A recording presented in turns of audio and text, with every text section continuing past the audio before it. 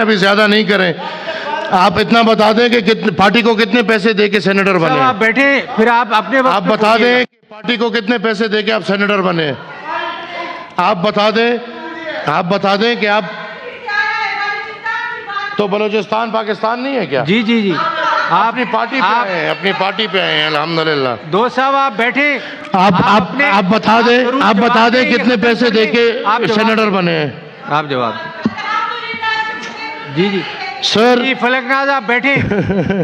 तकलीफ तो होगी, फलकनाज तकलीफ तो होगी, हेलो, तकलीफ तो आप बैठे होगी। भाई, आप बीच में ना बोलें, आप अपने वक्त पे बोलिएगा। जी जी सर, इलेक्टेड गवर्नमेंट बलूचिस्तान की टॉपल की गई।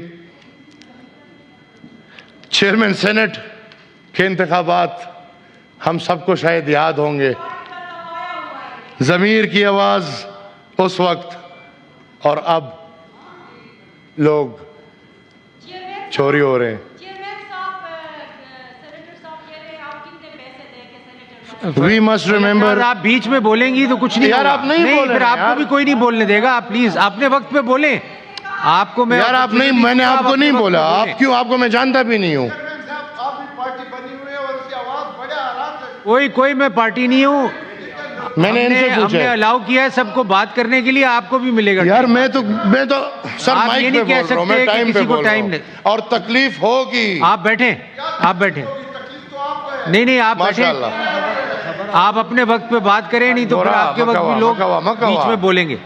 मकवा से मकवा इमल साहब आप प्लीज तासे मकवा से लगे है। उधर ना देखें प्लीज। पठान क्या कहते हैं? हाँ मकवा यार पसपी न गिरा लगे या सजान हम शर्मा। जी जी आई विल एक्सपंज सर, पैसे दे के दिस इज एक्सपंजेड। आप इस किस्म की इमल साहब प्लीज। लेकिन सर इनको बोले मुझे बोलने दे, फिर जवाब नहीं आप प्लीज। ओके जी जी sir, I will expunge any word. हमें याद करना चाहिए और हमें ट्रिब्यूट देना चाहिए। जनाब एक मिनट इमल साहब, जरा लीडर ऑफ ऑपोजिशन को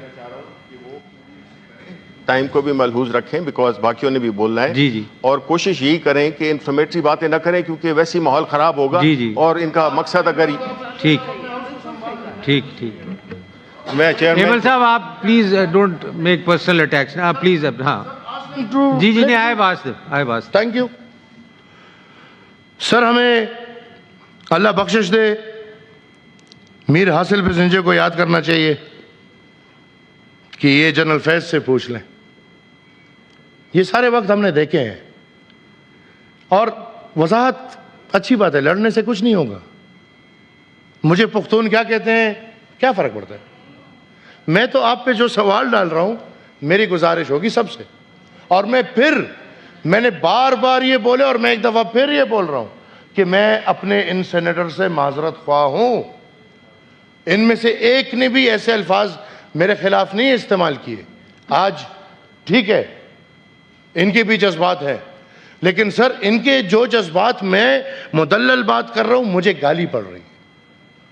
मेरे वालिद को, मेरे दादा को, मेरे परदादा को, मेरी वालिदा को, मेरी बहनों को गालियां पड़ रही हैं। क्या ये पुख्तून लोग इसका जवाब देंगे? मैं इसके सबूत आपको देख सकता हूं। तो आपके लोग हैं सर, और मैं भी आपका नाम नहीं ले रहा सर। परफॉर्मेंस देके पुख्तनख्वा का कर्जा 2013 में जब ये लोग आए 97 बिलियन कर्जा था। 47 से लेके ये 2013 तक 97 बिलियन। आज हम जहां खड़े हैं ये 1500 बिलियन पे पहुंच गया है। और जो एस्टिमेट लगाया गया है 2028, जो इनको तीसरी हुकूमत सौंप दी गई है और अल्हम्दुलिल्लाह वो एक चुनाव है उधर, तो 2028 तक ये 3000 बिलियन पे जाएगा। क्या पीटीआई इसकी वजाहत दे सकती है? हमें याद है कि पीटीआई का हर बजट एक नए फाइनेंस मिनिस्टर ने पेश किया था। 4 साल 4 बजट्स और zero performance. And I again से जीरो परफॉर्मेंस। वो 4 साल इस पूरे पाकिस्तान को याद है। उस वक्त chief of army staff general Bajwa की एक्सटेंशन हलाल थी। अभी अगर कोई बात करते तो हराम है, ठीक है, इनके असूल है। पार्लियामेंट डिसफंक्शनल, और ये इनके अपने मुंह से अब बातें आई हैं। एक कर्नल इनकी पूरी हुकूमत और पूरा पार्लियामेंट चला रहा था, ये मैं नहीं बोलता, ये इनके अपनी जुबानी बातें हैं। और प्रेसिडेंट हाउस, उस वक्त प्रेसिडेंट हाउस नहीं था, ऑर्डिनेंस का कारखाना था। सर, क्या ये अपने टेन्योर में एक मेगा प्रोजेक्ट इस कौम को दिखा सकते हैं? मेरे ख्याल में अल कादर ट्रस्ट एक बहुत सक्सेसफुल प्रोजेक्ट था। मेरे ख्याल में तोशाखाना एक बेहतरीन प्रोजेक्ट था, और मेरे ख्याल में 190 मिलियन मलिक रियाज के साथ पाउंड्स वाला एक बेहतरीन प्रोजेक्ट था।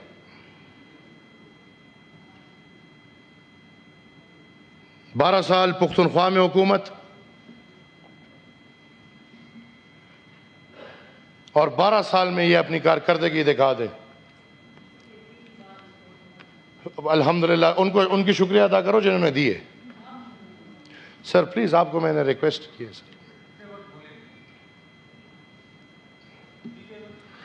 सर। बीआरटी जिसमें 32 बिलियन रुपए डायरेक्टली खाए गए हैं, बीआरटी जो इनका पता नहीं बेबी प्रोजेक्ट था कि क्या, अगले बनाते थे तो जंगला बस सिस्टम होता, ओए होए होए होए, अगले बनाते थे तो जंगला बस सिस्टम होता था, इनका कोई जन्नती बस सिस्टम हो गया।